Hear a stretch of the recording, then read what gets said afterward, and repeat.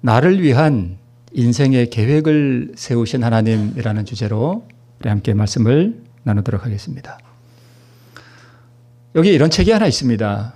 쓸모없는 인생은 없다. 제가 이 책을 소개하려고 하는 것은 아니고요. 그냥 제목만 보시기 바랍니다. 자, 길가에 구르는 돌멩이도 다 의미가 있어서 거기 있다라는 그런 이야기가 있습니다. 하물며 하나님 앞에 우리 인생이 쓸모없는 인생은 당연히 없겠죠.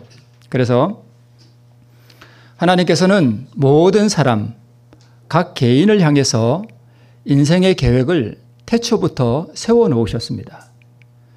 그래서 내가 태어날 때는 이 사람을 통해서 무엇을 하고 또 이 한 인생을 어떻게 하나님께서 사랑하시는지 또 무엇을 이루시고자 하는지를 다 계획을 세워놓으셨다는 뜻입니다. 우리 시편 오늘 본문에 있는 말씀입니다. 다시 한번 볼게요. 내가 은밀한 데서 지음을 받고 땅의 깊은 곳에서 기이하게 지음을 받은 때에 나의 형체가 주의 앞에 숨기우지 못하였나이다. 내 형질이 이루기 전에 주의 눈이 보셨으며, 즉 내가 내 몸이 만들어지기도 전에 하나님은 나를 이미 뭐 하셨대요? 보셨대요. 그 다음에 나를 위하여 정한 날이 하나도 되기 전에 주의 책에 다 기록이 되었나이다. 그러니까 저는 이제 양력으로 하면 1964년 10월 13일 날 태어났거든요. 그럼 그게 이제 제가 시작한 날이잖아요. 그리고 마치는 날이 언제일지는 모르지만 그때로부터 하나님께서는 매 해마다 매일마다 나를 위하여 계획된 인생의 계획을 다 기록해 놓으셨다는 것입니다. 그죠? 즉 하나님께서는 나를 만드실 때에 나를 위한 설계도를 이미 다 만들어 놓으셨다는 것입니다. 이게 뭐예요? 설계도입니다. 정확하게 설계도가 이렇게 생기진 않았습니다. 그냥 이걸 뭐라고 하는지 저도 잘 모르겠습니다만은 여기는 침실이고 여기는 거실이고, 그러니까 건물을 지을 때 무엇을 따라 지어요? 이렇게 설계도라고 하면 이 설계도를 따라서 이렇게 집을 짓습니다. 여기서 여기까지는 길이가 얼마고 여기서 여기까지는 길이가 얼마고 이렇게 다 계획을 세워놓고 우리가 집을 짓습니다. 이렇게 안 하고 집을 짓는 것은 없습니다. 자, 우리 본교회 성경 주석 우리 시편 139편 16절 오늘 본문의 말씀에 대해서 주석을 하기를 이렇게 주석해 놨습니다. 마치 건축가가 그의 설계도를 그리고 새 집을 위한 품목들을 준비하는 것처럼 하나님은 각 개인이 세상에 태어나기도 전에 그가 어떤 사람이 될 것인지 뭐 하신대요? 계획하신다. 그가 하나님의 청사진을 따르느냐 그렇지 않느냐를 결정하는 것은 누구에게 주어져 있대요? 개인에게 주어져 있다. 자, 하나님께서는 이렇게 각 개인을 위한 설계도를 이렇게 준비해 놓으시는데 하나님께서는 이렇게 따라서 우리를 계획하셨는데 우리가 이것을 어떻게 할 수 있어요? 망칠 수 있다는 것입니다. 이게 그런 뜻이 여기 푸른 글씨 안에 있습니다. 자, 요셉이라고 하는 인물이 성경 창세기에 기록되어 있습니다. 요셉이 형제들에게 팔려서 애굽의 종으로 팔려갑니다. 솔직히 저는 이렇게 말씀을 드리면서도 하나님께서 어디서부터 어떻게까지 계획하셨고 하는지를 저도 잘 모릅니다. 하나님께서 이 10명의 이 형들을 이렇게 악하게 만드신 것은 아니죠. 그런데 하나님께서 이것을 내다보시고 이 요셉을 통하여 무엇을 이루고자 하실지를 이미 다 태초전에 계획해 놓으셨습니다. 그래서 창세기 45장 7절로 8절을 보면 요셉이 그것을 어느 정도 깨달은 것 같습니다. 이렇게 말합니다. 하나님이 큰 구원으로 당신들의 생명을 보존하고 당신들의 후손을 세상에 두시려고 나를 당신들 앞서 보내셨다라고 기록하고 있습니다.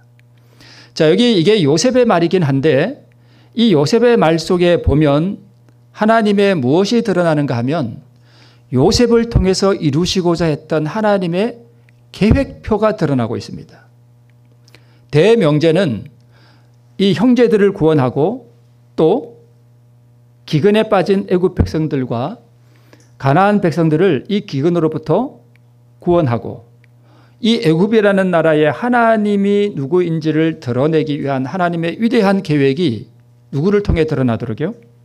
요셉을 통해 드러나도록 그렇게 계획하셨습니다. 자, 첫 번째 하나님의 계획은 이 요셉의 가족들의 생명을 보존하기 위해서 또 이 요셉의 가족들을 통해서 이 하나님을 믿는 백성들의 그 후손을 이 세상에 두시려고 하나님께서 요셉을 이 가족들 앞서서 애굽으로 보내셨습니다. 그러니까 하나님의 계획이 요셉을 통해서 이루어진 것입니다. 그런데 이 계획이 이루어질 때 요셉이 행복했나요? 불행했나요? 불행했습니다. 그에게 고난이 왔습니다. 그에게 엄청난 마음의 고통이 이르러왔습니다. 그런데 그것이 하나님의 계획 속에 있었습니다. 자, 무엇을 통해서 이 1번과 2번 그리고 대명제를 이루시는가 하면 바로의 아비를 삼으시고, 그죠? 바로가 세계 대제국의 왕인데, 황제인데 그 아비를 삼는다는 것입니다. 그 온 집의 주를 삼고 애굽 온 땅의 치리자를 삼는 그 수단을 통해서 하나님께서 이것을 이루셨습니다. 이것이 요셉을 향한 하나님의 인생 계획이었습니다. 네. 애굽의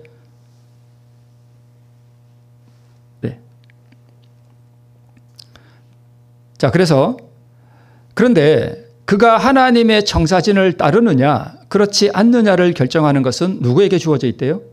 나에게 주어져 있습니다. 그래서 제가 오늘 여기 서 있고 오늘 내가 또 여기 앉아 있고 오늘 내가 또 세상에서 어떤 일을 하는 것이 태초에 하나님께서 나를 세상에 내실 때 계획해 놓으신 그 하나님의 뜻을 내가 지금 이루고 있는지 그렇지 않은지는 우리는 잘 모릅니다. 여기 파란 글씨에 의하면, 자, 요셉이 만약에 애굽에 팔려가는 것까지 하나님의 계획 속에 있었습니다. 그런데 보디발의 아내와의 관계를 우리가 다 이해하잖아요. 무슨 일이 있었는지. 그때 만약 요셉이 이 보디발의 아내와의 관계에서 죄를 범했다면 하나님의 뜻을 이루는 하나님의 그 계획, 그 청사진이 이루어졌을까요? 안 이루어집니다. 그렇지 않을까요? 네, 그렇습니다. 그랬다면 하나님께서 이 범죄한 요셉을 애굽의 바로의 주로 세울 수가 없었을 것입니다. 만약 요셉이 그 죄를 범하고 난 다음에 그가 진실로 깊이 회개했다면 하나님께서는 또 다른 어떤 길을 준비하셔서 그를 그렇게 했을지도 모르지만 우리는 모릅니다. 그러나 하나님의 요셉을 향한 그 인생의 계획도는 만약 요셉이 그 죄를 범했다면 그것은 망쳐지는 것입니다. 그 계획도를, 그 청사진을 요셉이 이렇게 지워버리는 것입니다. 또 이제 만약에 이 범죄를 하지 않고 이제 감옥에 갔습니다. 그런데 술 맡은 관원장의 꿈을 해석해 줬음에도 불구하고 너 나가면 나는 죄를 짓지 않았는데 이게 감옥에 왔다. 바로에게 나의 억울함을 좀 호소해달라고 부탁을 했는데 이 술 맡은 관원장이 그걸 잊어버렸습니다. 그러니까 배은망덕한 거죠. 그럼에도 불구하고 요셉은 그 감옥 안에서 2년 동안 인내했습니다. 때가 오기를 기다렸습니다. 만약 요셉이 이러한 인내의 삶을 살아내지 못했더라면 마찬가지로 요셉을 향한 하나님의 인생 계획도 다 어그러졌을 것입니다. 이 요셉의 생애를 통해서 우리가 배우고 보는 것은 우리를 향한 하나님의 그 인생을 향한 계획이 태초부터 세워져 있었는데 그 계획 속을 따라가느냐, 그 위대한 계획을 이루느냐, 그래서 내가 정말 하나님 앞에 복받은 인생이 되느냐 못 되느냐는 누가 결정해요? 내가 결정합니다. 네. 자, 루스벨이 타락하도록 하나님께서는 계획하지 않으셨습니다. 당연하죠. 네. 에서가 장자의 축복을 잃도록 하나님께서 계획하지는 않으셨습니다.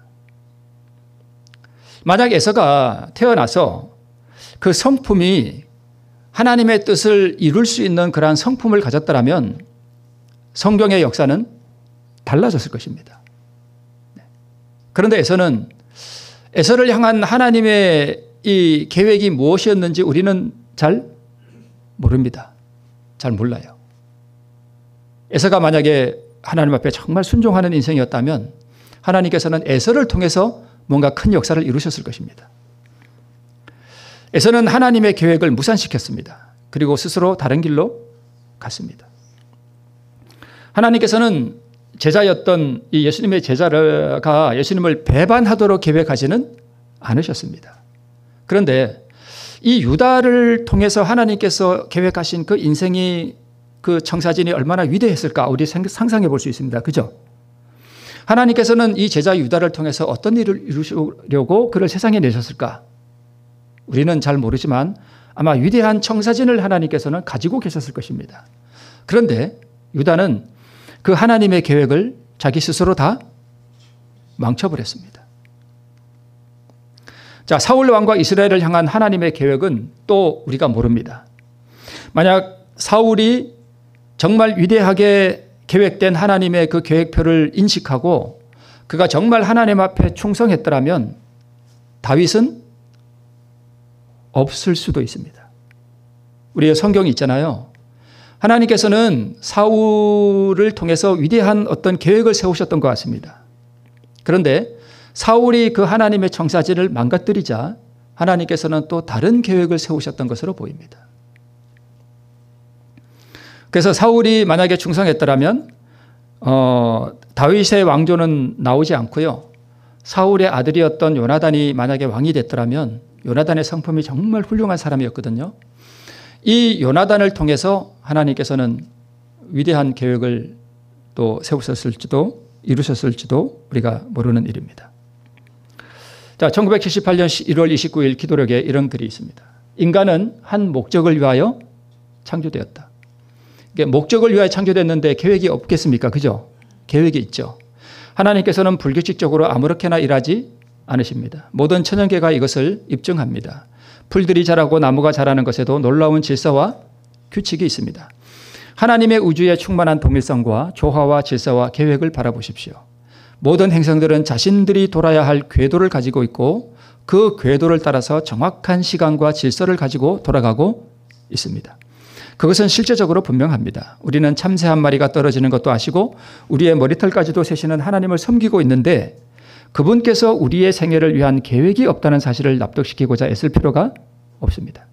맨 밑에 붉은 글씨는 무슨 뜻이냐 하면 하나님께서 이렇게 계획을 따라서 이렇게 일하시는 그분이 우리의 생애를 위한 계획이 없다는 것은 상상할 수 없다 그 뜻입니다. 즉 우리를 향한 하나님의 계획이 다 각자마다 세워져 있었다는 사실입니다.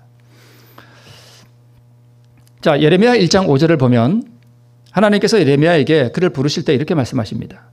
내가 너를 복중에 짓기 전에 너를 이미 뭐 했다고요? 너 알았다. 그러니까 내가 태어나기도 전에 하나님은 이미 예레미야를 다 보시고 그를 아셨다는 것입니다. 너가 태에서 나오기도 전에 너를 이미 뭐 했고요? 구별하였고 너를 열방의 선지자로 세웠다라고 말씀하고 있습니다.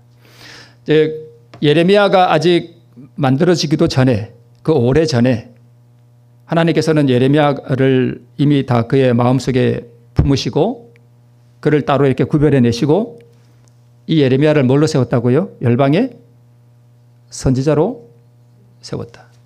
즉 이 한 예레미야라고 하는 한 인생을 하나님께서는 이미 오래전에 태초에 너는 앞으로 나의 선지자야 하고 계획을 딱 세워 놓으셨다는 것입니다. 선지자 예레미야입니다.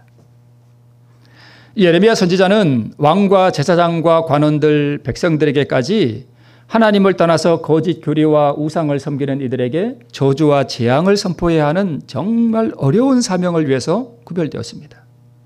그래서 예레미야는 온 나라의 저주의 표적이 됐습니다. 예레미야는 늘 울었습니다. 그리고 사는 게 너무 힘들었어요. 인간적으로 말하면. 근데 하나님께서 예레미야를 이렇게 그의 인생을 이렇게 계획해 놓으셨습니다. 너는 많이 울어야 돼. 너는 사는 게 좀 힘들 거야. 이렇게 계획해 놓으셨습니다. 좀 억울하지 않나요? 왜 내 인생을 이렇게 억울하게, 이렇게 나는 왜 태어나서 이렇게 울어야 합니까? 하나님. 이렇게 좀 원망할 수도 있을 수 있는데요.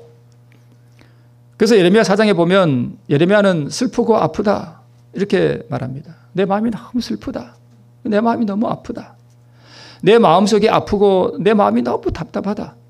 그래서 잠잠할 수 없다. 왜냐하면 내가 사랑하는 내 조국 이 이스라엘이 앞으로 뭐 될 것 같아요? 멸망할 것 같아.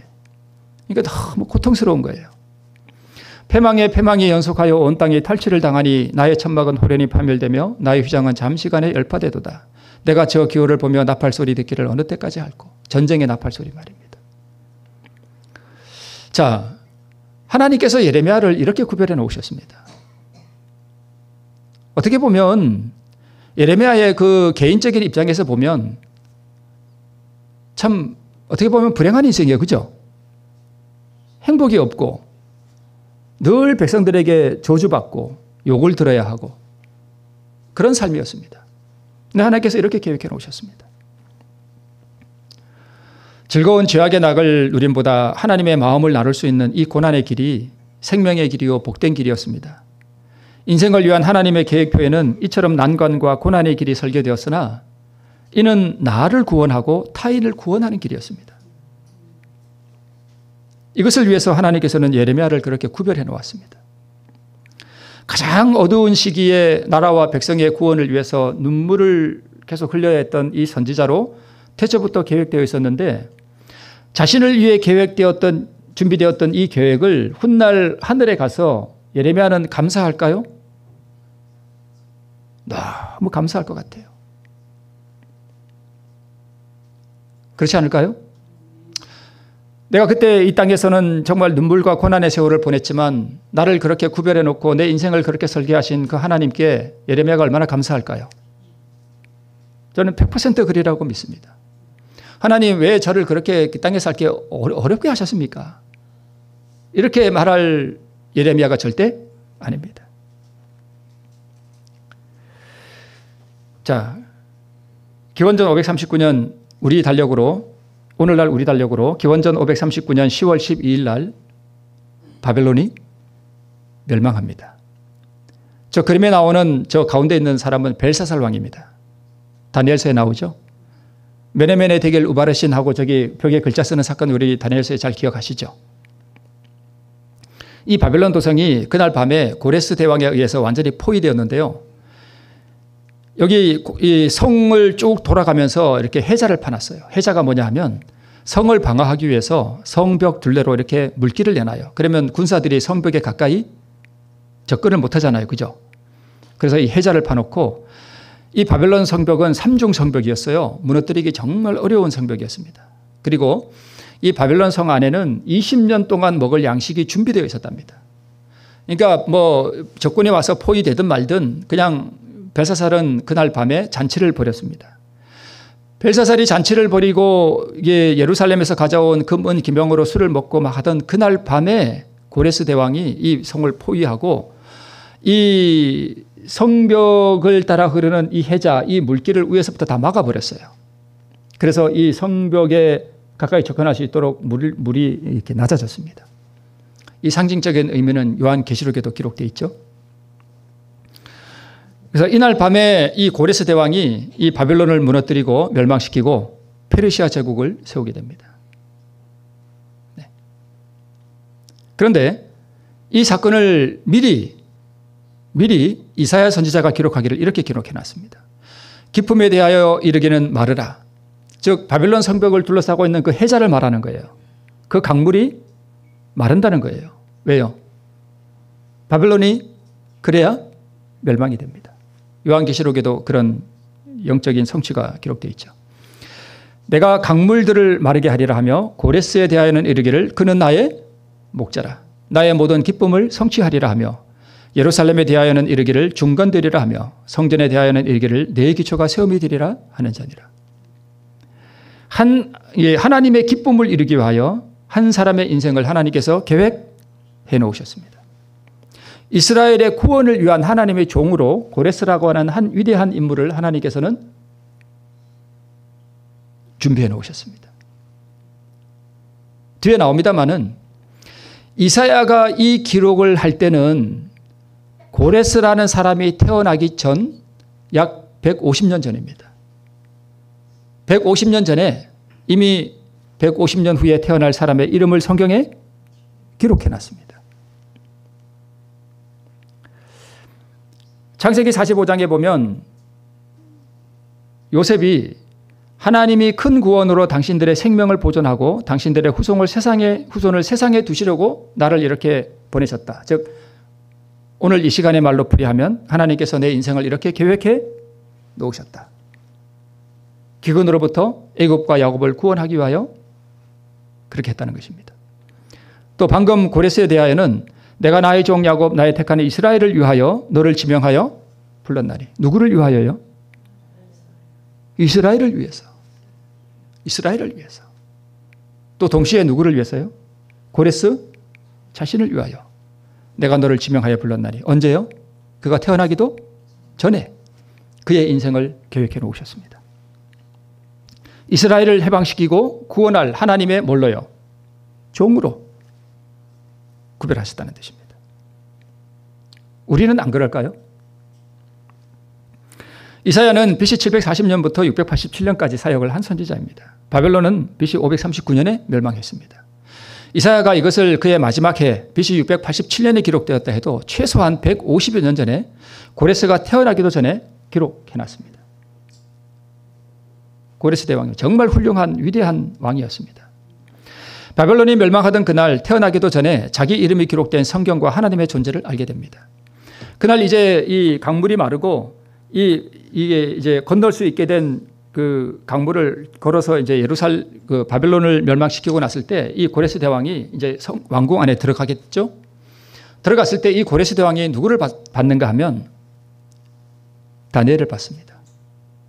백발이 성성한 이 선지자를 받습니다. 고레스 대왕이요, 이 다니엘 선지자를 봤을 때 엄청난 충격을 받았습니다.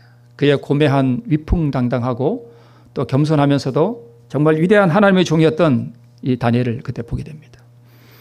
다니엘이 고레스 대왕에게 뭘 보여줬냐 하면 이사야서를 보여줬습니다. 아까 우리가 읽었던 본문이 있잖아요. 본문이 아니고 그 이사야 44장 45장 그 내용을 두루마리를 펴서 고레스 대왕에게 보여줬습니다. 고레스가 얼마나 충격을 받았을까요? 내 이름이 어디에 기록되어 있다고요? 히브리 성경에 기록되어 있는 겁니다. 고레스가 얼마나 충격을 받았을까요? 그때 이 고레스는 자기가 이 땅에 존재하는 이유, 자기가 살아가는 목적을 이 성경을 통해서 깨닫게 됩니다. 아, 어떤 이 세상을 창조하신 위대하신 분이 내가 태어나기도 전에 이미 나를 뭐 했구나, 아셨구나. 그리고 나를, 내 이름을 그대로 성경에 이렇게 기록해 놓으셨구나. 내가 왜 태어났을까? 이 성경 이사야서를 본 이 고레스가 너무 큰 충격을 받고 자기가 살아가는 존재 이유를 깨닫게 됩니다. 아, 나는 무엇을 위해서 태어났는가? 아, 이 바빌론이라는 이 하나님을 대적하는 도성을 무너뜨리고 여기에 포로되어 있는 이 성경, 히브리 성경을 가지고 있는 이 히브리 백성들을 이 포로에서 보내도록 하는 이 사명을 자기가 받았다는 사실을 깨닫게 됩니다. 아, 나는 이 사명을 위해서 이 땅에 존재하게 됐구나. 세상을 창조하신 하나님이 이 목적을 위해서 나를 세상에 내셨구나. 나를 위해서 하나님께서 그렇게 나의 인생을 계획해 놓으셨구나 하는 것을 고레스가 깨닫게 됩니다. 그래서 우리는 이 고레스의 조서를 통해서 이스라엘 백성들이 537년에 1차 예루살렘으로 귀환했다는 것을 우리가 알고 있습니다. 그 배경에 바로 우리 각 사람의 인생을 계획하신 위대하신 하나님이 계시다는 사실을 우리가 알 수 있습니다. 나 여호와는 나의 기름받은 고레스의 오른손을 잡고 열국으로 그 앞에 항복하게 하며, 이게 하나님의 인생 계획이었습니다. 고레스를 향한. 내가 나의 종 붉은 글씨, 내가 나의 종 야곱 나의 택한 이스라엘을 위하여 너를 지명하여 불렀나니 너는 나를 알지 못하였을지라도 나는 내게 칭호를 주었노라. 이걸 고레스가 읽었을 때 얼마나 충격을 받았을까요? 너는 나를 모르지만 나는 너를 지명하여 너를 불렀다. 왜 불렀느냐? 이것을 알게 된 것입니다. 하나님께서 우리 각자를 안 부르실까요? 우리가 아무리 미천할지라도, 우리가 세상에서 아무리 우리를 알아주는 사람이 없을지라도 하나님께서는 우리를 이미 지명하여 부르시고 우리를 다 아신다는 사실입니다. 그리고 고레스 같은 위대한 사람뿐만 아니라 이 땅에 미천한 사람도 각자 하나님께서 부르신 이유와 목적이 있다는 것입니다. 자, 여기 이 지도를 보면 여기 파란 원이 북방 이스라엘이고요. 그 밑에 붉은 것은 블레셋 나라고, 그 바로 옆에가 남왕국 유다입니다. 그리고 이제 암몬, 모압, 에돔 이렇게 나라들이 우리 잘 아는 나라들이죠, 성경에. 그죠? 그리고 저 위에 붉은 원 안에 무슨 나라가 있어요? 아람이라는 나라가 있습니다. 자, 근데 이 아람이라는 나라와 북방 이스라엘이 한번 전쟁을 벌였을 때, 한번 이 전쟁을 통해서 그 아합 왕이 전사를 합니다. 그 이후에 이 아람 나라가 가끔 이렇게 북방 이스라엘 나라를 바로 옆에 있으니까 쳐들어와서 포로들을 잡아가고 그랬습니다. 근데 누가 잡혀갔는가 하면 한 소녀가 전쟁 포로로 붙잡혀갑니다. 불행한 일이고, 이 전쟁 포로로 붙잡혀가서 이 나아만 장군의 그 아내의 여종이 됐습니다. 개인적으로 이 소녀의 입장에서 보면 얼마나 불행한 인생인가요? 고난에 고난이 연속하고, 이 소녀의 부모가 이 전쟁통에 죽었을지도 모릅니다. 그죠? 마을 사람들이 죽임을 당하고 집이 다 불타고 자기는 전쟁에 포로로 끌려가는. 근데 결과적으로 놓고 보면 이것은 하나님께서 계획하셨습니다.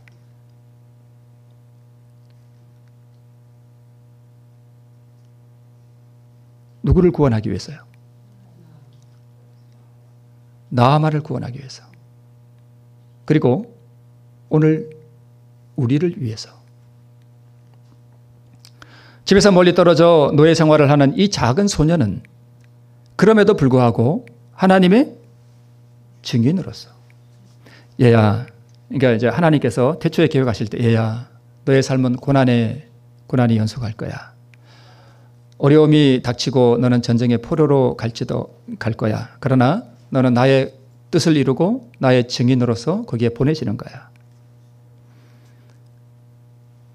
하나님께서 이스라엘을 당신의 백성으로 선택하신 목적을 무의식 중에 성취하였다. 우리도 마찬가지죠. 전쟁과 이국 땅에 포로되어 가는 것은 불행과 엄청난 고난이었습니다. 가장 천하고 낮은 신분의 대명사가 그 당시에 뭐였는가 하면 여종이었습니다. 더 이상 낮아질 데가 없는 게 여종이라는 지위입니다. 그런데 하나님께서는 이 이름 없는 한 소녀를 그 가장 낮은 곳, 이 여종이라는 위치에 처하게 하시고, 거기서 하나님께서 이 한 이름 없는 소녀를 향한 인생의 계획을 세워놓으셨습니다. 위대한 고레스뿐만 아니라 가장 밑바닥에 있는 이 한 여종을 향해서도 하나님께서는 뭘 세우셨다고요? 계획을 세우셨습니다. 나아만의 치유를 통해 전파된 하나님의 영광, 부모의 성실한 신앙교육과 믿음, 이 소녀의 부모가 정말 신앙을 잘 교육했습니다. 이 소녀를 우리가 그 선지자 왕에 보면 그렇게 잘 나오죠. 자, 치유를 받고 나아만이 돌아갔을 때에 이 나아만이 이 소녀를 어떻게 대우했을까요? 우리는 미루어 짐작해 볼 수 있습니다. 그렇죠? 계속 여종으로 있었을까요? 아니요. 집으로 보냈던가?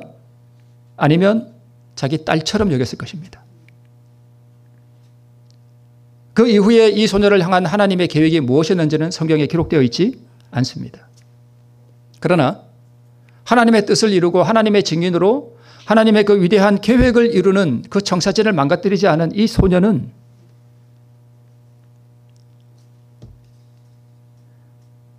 하나님께서 태초에 이 소녀를 향한 그 가진 그 위대한 계획을 이룸으로 말미암아 이후에 말할 수 없는 복을 받았으리라 믿습니다. 다니엘도 마찬가지입니다. 성경에 정말 위대한 인물이죠. 그런데 이 다니엘도요, 이 소녀와 마찬가지로 뭐였습니까? 전쟁 포로였습니다. 이방의 빛을 비추는 하나님의 계획표 안에 있었던 사람입니다. 바벨론의 황제를 변화시켜서 구원했습니다. 누구를요? 느부갓네살. 그리고 오래 살았죠. 이 다니엘은 고레스 대왕에게 나라가 바뀌고 이제 바벨론이 무너지고 페르시아 왕조가 들어섰을 때 이 고레스 대왕에게 또 하나님의 인생 계획서를 제시했습니다. 아까 말씀드린 대로 고레스에게 영감을 주고 유대 백성을 해방하는 위대한 이 하나님의 계획을 이루는 사람이었습니다. 우리가 잘 알죠. 이분이 누구신 것 같아요? 네, 팔남매 중에 막내였습니다. 9살에 이웃의 남자친구가 던진 돌을 맞았는데 코에 맞았어요. 그래가지고 3주 동안 혼수 상태에 있었습니다. 학교에 가서 공부를 못해요. 이게 호흡을 못해가지고 너무 고통스럽습니다. 학업을 배운 게 뭐 초등학교 조금 다니고 말았습니다. 연약한 자 중에 가장 연약한 사람이었습니다. 하나님께서는 이 사람을 통해서 오늘날 이 교회의 위대한 진리를 전하는 빛의 도구로 삼으셨습니다. 자, 그런데 제가 서두에서 말씀드렸듯이 하나님께서는 우리 각자를 통한 하나님의 그 위대한 인생 계획표를 가지고 있는데 자기 인생을 향한 하나님의 이 계획표를 거절한 사람들이 많습니다. 있습니다. 그리고 우리 삶을 이렇게 돌아보면 우리를 향한 하나님의 그 계획대로 살아가는 사람은 거의 없는 것 같습니다. 하나님께서는 이 마지막 교회에 이 그분의 진리를 주실 사람으로 처음부터 화이트를 부른 게 아니었습니다. 누구를 불렀는가 하면 윌리엄 포이라고 하는 한 호녀라를 불렀습니다. 1842년에 보스턴에서 하나님께서 이 사람에게 계시를 주셨습니다. 하늘의 상급이 어떤 것이며 죄인이 어떤 형벌을 받는가에 대한 계시를 주셨는데 3개월 동안 이 윌리엄 포이가 이 하나님께로부터 받은 계시를 전했어요. 그런데 가족들의 생계가 너무 걱정이 돼가지고 아이고 하나님 저 이거 못하겠습니다 하고 버렸습니다. 근데 어느 날 2년 후에 1844년에 길거리에서 무슨 소리를 듣는가 하면 어떤 여자가 무슨 기별을 전하는데 가만히 들어보니까 자기가 옛날에 받았던 그 계시였어요. 얼마 후에 윌리엄 포이는 죽습니다. 윌리엄 포이 다음에 이 기별을 또 대신해서 전하라고 받았던 사람이 누구냐 하면 하이젠 포스예요. 1844년 여름이었는데 한때 순종하였으나 사명을 불이행했습니다. 3번의 계시를 모두 거절했고요. 이 사람은 왜 떠났는가 하면 내가 이 기별을 전할 때 내가 비난받을까 봐 두려워서 이걸 거절했습니다. 그러자 이 하이젠 포스라는 사람에게 이런 음성이 들렸습니다. 너는 그 책임에서 뭐 했으니? 놓였으니 이 기별이 가장 약한 자에게 전가되리라 라는 음성을 들었습니다. 그걸 거절하고 난 다음에 후회와 또 신앙과 먼 삶을 살다가 이 하이젠 포스도 죽습니다. 하나님께서는요, 오늘날 우리 재림교회를 향해서 주신 이 위대한 기별을 처음부터 화이트에게 주신 게 아니었습니다. 하나님의 계획은 이 윌리엄 포이라고 하는 이 사람을 통해서 이 위대한 계획을 우리에게 증거하고자 계획하셨습니다. 그게 윌리엄 포이를 향한 하나님의 개인적인 인생 계획표였습니다. 그런데 윌리엄 포이가 그것을 스스로 거절했습니다.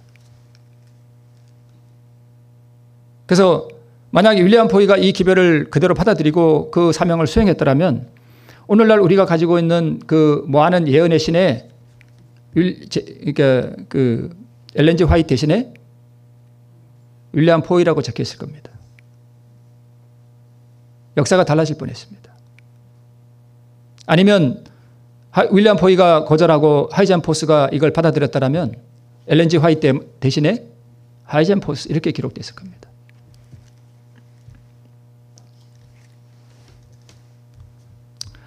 각 사람은 실물교훈에 있는 말씀입니다. 각 사람은 하늘의 영원한 경륜 속에서 각자가 차지할 뭘 가지고 있대요? 자리를 갖고 있대요. 이게 하나님의 인생 계획입니다. 여기 경륜이라고 하니까 좀 무슨 어려운 말 같잖아요. 이게 제가 그 예내신 원문을 찾아보니까 플랜이라고 돼 있어요. 플랜이 뭐냐 하면, 플랜이라는 말을 많이 들어보셨죠? 계획이라는 말이에요. 계획. 그러니까 각 사람은 하늘의 영원한 계획 속에서 각자가 차지할 뭘 가지고 있대요? 자리를 가지고 있대요. 네.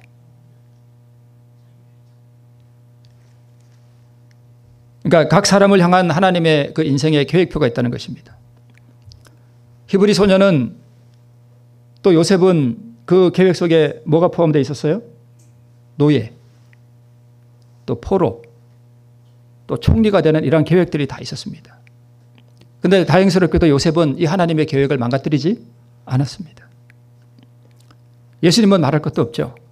이에 내가 말하기를 하나님이여 보시옵소서 두루마리 책에 나를 가리켜 기록한 것과 같이 하나님의 뜻을 행하러 왔나이다 하시니라. 두말할 필요도 없습니다. 자, 치료봉사에 있는 말씀입니다. 예수님께서 지상에 계실 때 그의 생애는 자기 자신을 위해서 아무런 계획도 세우지 않으셨다. 그분께서는 자신을 위해 세우신 하나님의 계획을 받아들이고, 예수님이 계획을 안 세우시고요. 누가 계획을 세우셨대요? 아버지 하나님께서 계획을 세우시고 날마다 그것을 받아들이시고 매일매일 아버지께서는 그의 계획들을 펼쳐 보여주셨다. 예수님이 새벽 기도를 하신 이유가 이거예요. 하나님 아버지, 오늘 저를 향한 하나님의 아버지 하나님의 인생 계획표는 무엇입니까? 제가 오늘 어디를 가야 합니까? 제가 오늘 누구를 만나야 합니까? 너는 오늘 수거라고 하는 곳에 가서 물을 떨어 나오는 한 여인을 만나거라. 매일 계시를 주셨어요. 매일. 하나님, 저는 오늘 누구를 만나야 합니까? 오늘 저기 니고데모라는 사람이 찾아올 거다. 그렇게 하셨다는 것입니다. 우리들이 그분께 우리의 발걸음을 맡길 때 그분께서는 우리의 발걸음을 인도해 주실 것이다. 이 인도가 뭐예요? 아까 말씀드린 그 하나님의 그 계획표대로 이끌어 주신다는 것입니다. 네. 자, 우리 하나님의 놀라운 은혜라고 하는 우리 그 책에 꽤 오래된 것입니다만 이렇게 기록되어 있습니다. 하나님께 온전히 굴복한 사람들만이 하나님께서 자기의 생애를 위해 마련하신 계획을 뭐 할 거다요? 발견할 것이다. 자, 하나님은 이렇게 계획을 세워놓으시고, 얘야, 이게 너 자신을 구원하고 타인을 행복하게 하고 구원하는 나의 인생 계획표야. 우리 이쪽으로 가자. 그런데 싫어요. 그러면 할 수 없잖아요. 그죠? 윌리엄 포이나 하이젠포스 같이 싫습니다. 그러면 할 수 없습니다. 나아만의 아내의 그 여종 요셉, 고레스 대왕, 예레미야 이런 사람들, 예레미야는 아나도 출신이에요. 이 아나돗이 어떤 곳이냐면 그 예루살렘에서 북서쪽으로 한 20km 떨어진 가까운 곳이거든요. 근데 이 아나돗은요, 옛날에 그 아비아델이라는 제사장이 파면되고 쫓겨갔던 곳이 아나돗이에요. 그래서 몰락한 제사장 가문들이 사는 곳이 바로 아나돗이에요. 그러니까 이 예레미야는 몰락한 제사장 가문의 그 후손이에요. 그러니까 이 변방에 이름 없는 이 예레미야라고 하는 참 그런 사람을 이렇게 향해서도 하나님께서 인생의 계획을 세워놓으시고 그를 위대하게 쓰셨다는 것입니다. 가장 미천한 인생을 향한 위대한 하나님의 인생 계획. 내가 오늘 가장 미천한 곳에 있을지라도, 내가 사람들이 알아주지 않는 미천한 일을 할지라도 그 일을 통해서 나를 굴복시킬 때 하나님께서 나를 위하여 캐우신 그 위대한 인생 계획이 이루어질 때 우리가 하늘에 가면 뭐라고 말씀하실까요? 잘하였도다 착하고 충성된 종아, 정말 잘했다. 자신과 이웃을 구원하기 위해서 요종, 요셉, 다니엘, 고레스, 예레미야 이 모든 사람들이 그 하나님의 계획표를 위대하게 이루었습니다. 자, 그런데 얼마 전에 참 가슴 아픈 일이 저기 그 공항에서 있었죠. 그러면 그것도 하나님이 계획하셨는가? 그 불가해한 고난의 섭리를 우리는 이해할 수 없습니다. 잘 모릅니다. 저도 잘 모릅니다.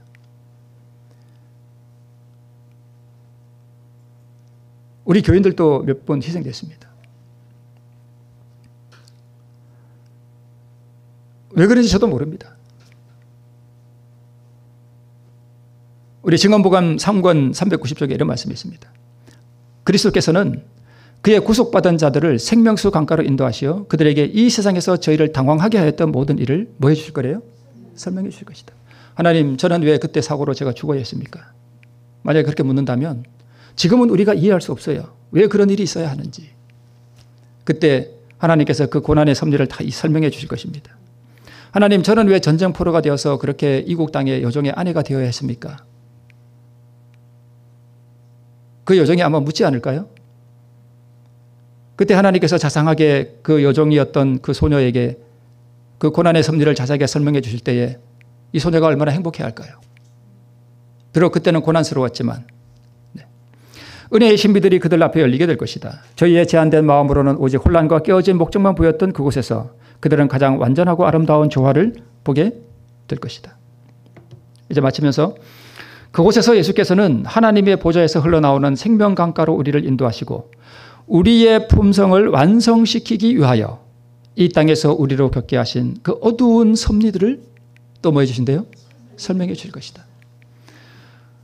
우리 하나님의 인생 계획표에는 좋은 일만 있는 것이 아닙니다. 때로는 내가 아주 비천한 일을 해야 하고 때로는 사람들에게 저주의 표적이 되어야 하기도 하고 전쟁 포로로 끌려가야 하기도 하고 하는 그러한 고난이 우리를 따라올지도 모르지만 그 모든 일들을 통해서 하나님께서는 나를 향한 하나님의 위대한 인생 계획표를 이루시고 계신다는 사실입니다. 저는 오늘 이제 교회정원 1권에 또 이런 말씀이 있네요. 만일 그대가 그분의 섭리의 길을 따라가고 이 섭리의 길이 꼭 뭐예요? 그분의 계획표죠. 섭리의 길을 따라가고 그대 자신을 마음을 다하여 완전히 거룩하게 하고 육과 영의 온갖 더러운 길에서 그대 자신을 정결하게 하고 하나님을 두려워하는 중에 거룩함을 이룰 것 같으면 주님께서는 그대를 그분의 사업에 사용하고자 계획하신다. 태초부터 계획하셨고 또 사람의 상황에 따라서 새롭게 계획을 하시기도 하신다는 사실을 우리는 미루어 짐작해 볼 수 있습니다. 오늘 새해 첫날 안식일입니다. 2025년 이 한 해 동안 하나님께서는 우리를 위한 또 계획표를 가지고 계실 줄로 믿습니다. 오늘 교회정원 1권에 있는 말씀처럼 이 하나님의 섭리의 길을 나를 굴복시키고 그것이 고난의 길일지라도 가장 비천한 일일지라도 이 섭리의 길을 따라가고 그 가운데서 내가 최선을 다할 때에 나를 거룩하게 하고 나를 정결케 하는 일에 또 주님의 그 길을 따라간다면 하나님께서 나를 향하여 가지고 계신 그 위대한 인생의 계획이 이루어질 때 나를 구원할 뿐만 아니라 다른 사람들도 구원하게 되는 이 놀라운 역사가 이 한 해를 통하여 충만하게 우리에게 이루어지기를 바라면서 말씀을 드립니다.